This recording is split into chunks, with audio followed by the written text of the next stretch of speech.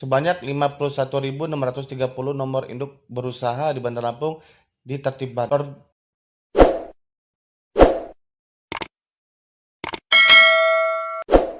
Tumbuhan usaha di Kota Bandar Lampung menunjukkan tren positif dan signifikan dalam 4 tahun terakhir. Kepala Dinas Penanaman Modal dan Pelayanan Terpadu Satu Pintu DPMP-TSP Kota Bandar Lampung Mutadi Arsyad Temanggung mengatakan sebanyak 51.630 nomor induk berusaha di Bandar Lampung sudah ditertibkan.